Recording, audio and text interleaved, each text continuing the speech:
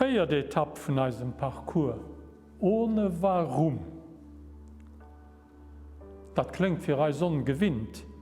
Wenn wir etwas machen, denken wir schon zu sagen, wie was wir das machen.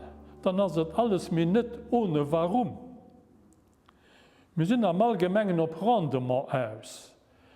Und ich von kleinen Mund noch darauf getrimmt. Was bringt es? Umso erstaunlicher, dass bekannten, ja, unerkannten Sänger und Entertainer eine Thematik abgreift, die echter als spirituell mystische Kreise daheim ist. Der Konstantin Wecker hat eine CD herausgebracht mit dem ungewöhnlichen, unerwarteten Titel Ohne Warum. Am kleinen Heft, das CD begleitet, erklärt ihn, wohin den Titel gefunden hat, und für was hier begeistert. Und er zitiert, gut informiert, den Angelus Silesius mit seinem markanten Zweizeiler, die Rose ist ohne Warum. Sie blüht, weil sie blühen.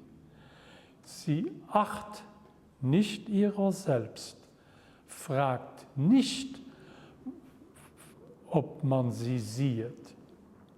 Der Konstantin Wecker gibt zu bedenken, schon 350 Jahre vor Angelus Silesius hat Meister Eckhart Sonderwarumbe als Ausdruck mystischen Denkens verstanden. Und dieses Sonderwarumbe berührt, bewegt und fordert mich, je älter ich werde, immer mehr. In unserer Gesellschaft ist alles auf einen Nutzen ausgerichtet.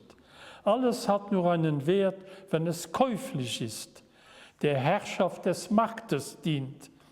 Alles, was keinen Profit bringt, gilt als überflüssiger Luxus.